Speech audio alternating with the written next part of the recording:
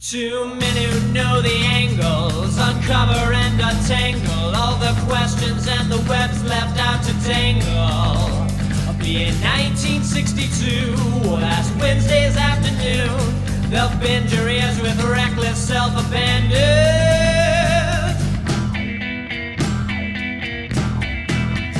The amazing spider talk, the amazing spider talk. Come swing through the air, sit back and prepare for the amazing spider talk.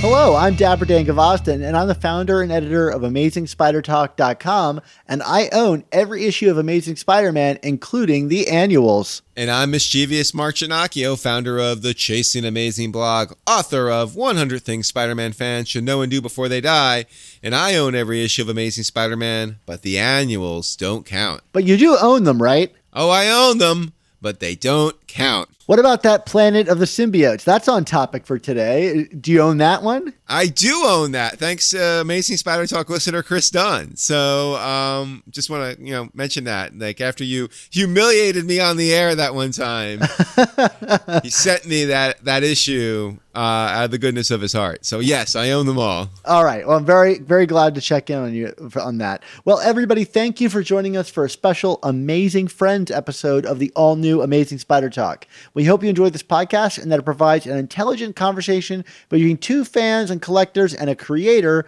as we look at the Spider-Man comic universe in a bit of a bigger picture. If you want to learn everything that we know about Spidey, why not subscribe to our show starting back with the first season? Yeah, you can enjoy all of our shows on iTunes, Spotify, YouTube, or your podcast player of choice. We'd love to have you along for our journey through Spidey's past, present, and future. Just head on over to AmazingSpiderTalk.com for all the details about where to subscribe. Yes, and if you enjoy the show and want to help us continue while getting amazing bonus content and additional episodes that we never release publicly, go to our show notes and check out our Patreon page and consider joining our team.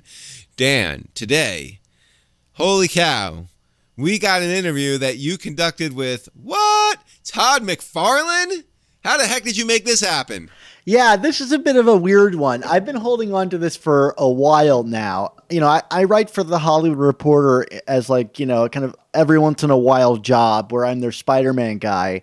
And, around the time of the Venom movie release, here in LA, there was this giant Venom block party where they were doing like spray paint and tattoos and all kinds of awesome rad 90s stuff with Venom. And one of the guests there was Todd McFarlane. So the Hollywood Reporter sent me to go talk to him.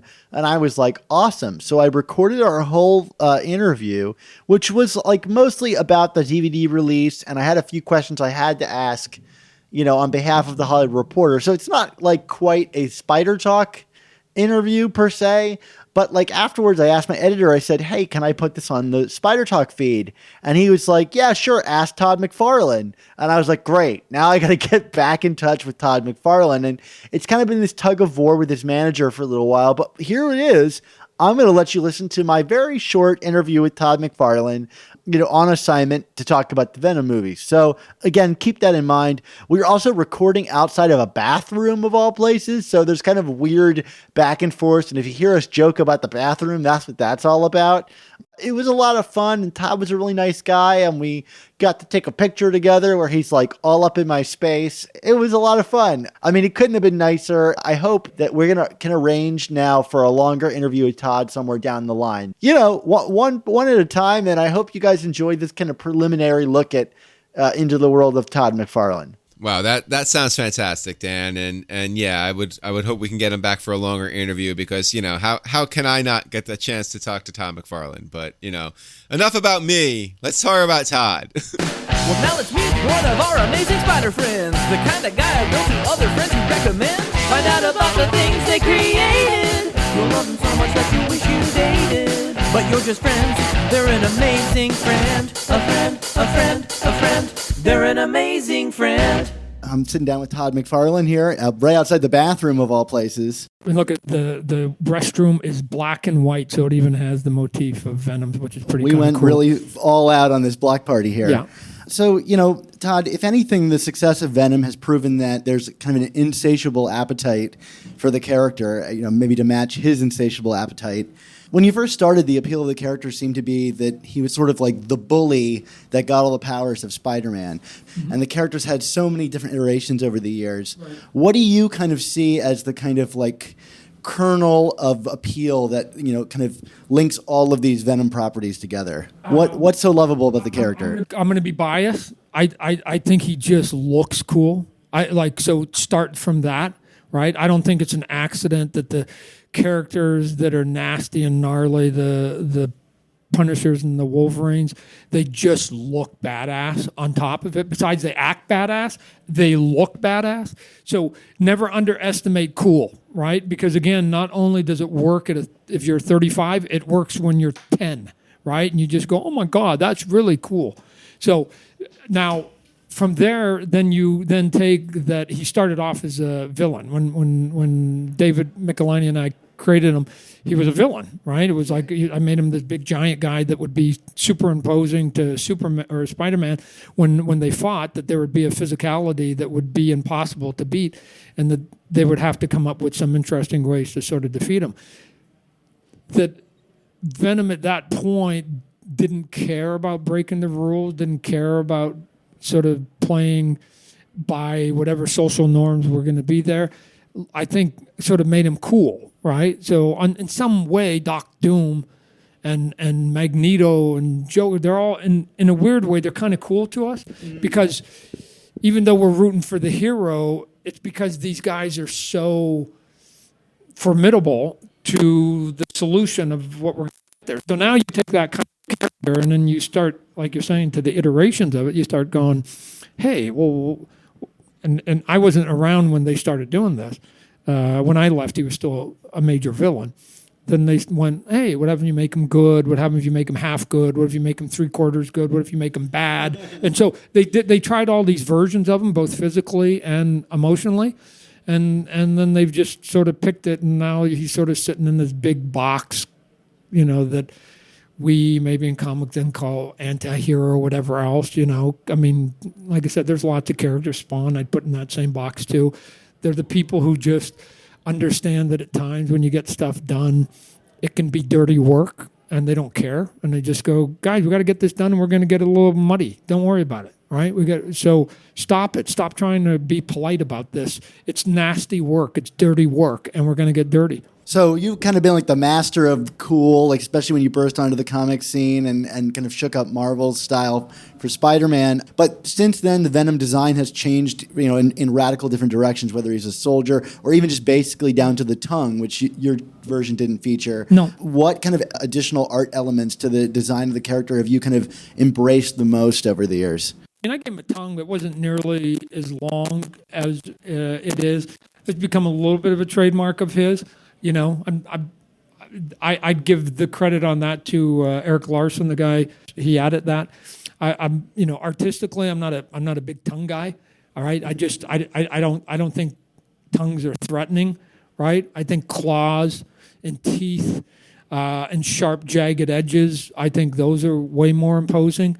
But it's now become sort of the visual vernacular of who and what Venom is. You can see it in a lot of the posters and the layouts and stuff. I've talked to David McFarlane, and he told me this kind of long story about how when the Venom character was kind of in gestation, with all the various creators who've worked on that path, that long path to get to the Venom character, that there was a point in time where it was intended to be a woman. And then obviously they kind of changed that up for 300 to make him this kind of big character. What were your kind of goals in the design when you first kind of were approaching this idea? The first goal was to get the black costume off Peter Parker. That was goal number one, right? It's the reason why Venom exists today. And it's got that great final page where he's got the red and blues back. Right, that was it. My first page to me that I drew Spider-Man. Everything else was filler.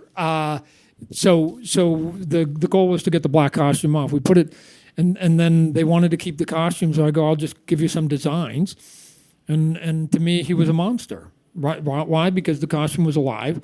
Alive means alien. Alien means monster. Monster means creature. I'll come up with that look. And so physically, I wanted him to be way bigger than Spider-Man. So again, it would be a tough battle.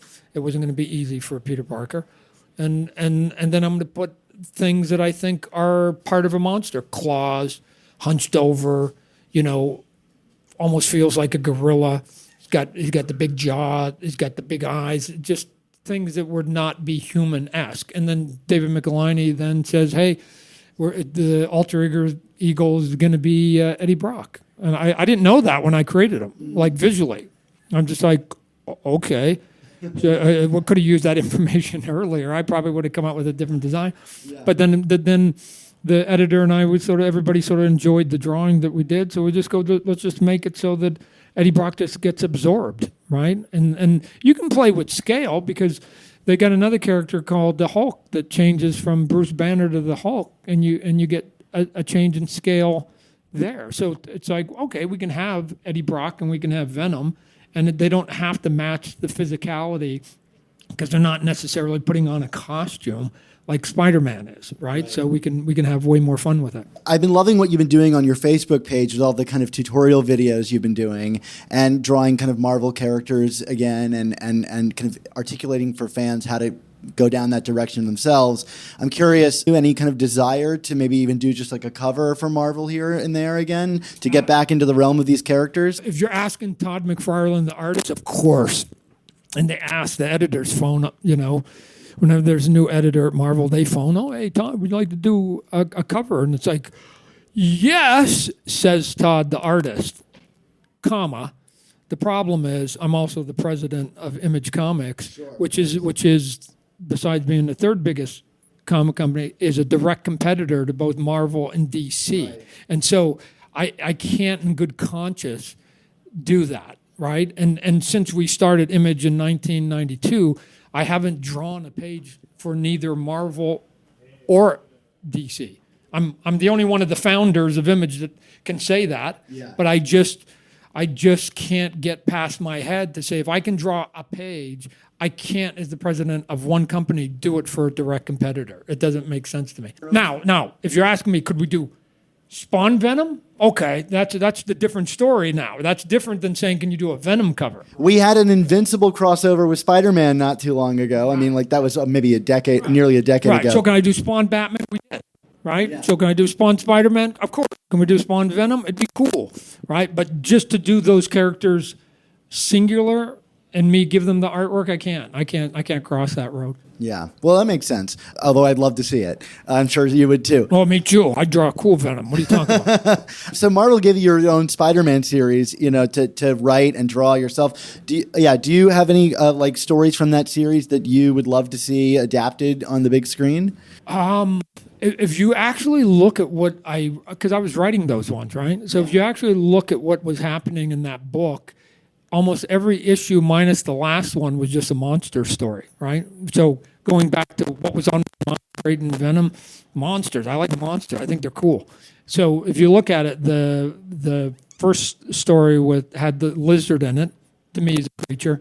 The second story had Wendigo in it, a monster. The third one, I think, had Morbius in it, or I think there even between there was the Hobgoblin, another monster. Everything was monsters. And I think my last issue, they had the X Factor because they said, hey, we want you to do a crossover. So that was dictated by the company.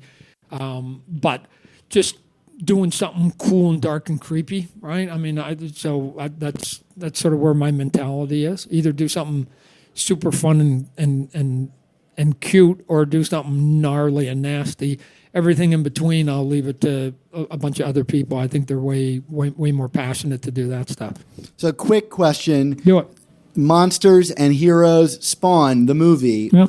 What's the status there on that? Putting the financing together and trying to convince the city that you can go into various corners of superhero movies, right? And Venom is a perfect example that you can take a quote-unquote anti-hero character that was originally created as a villain and make him, this sort of do-gooder, although he doesn't play by the rules. He's and you can make $1 billion.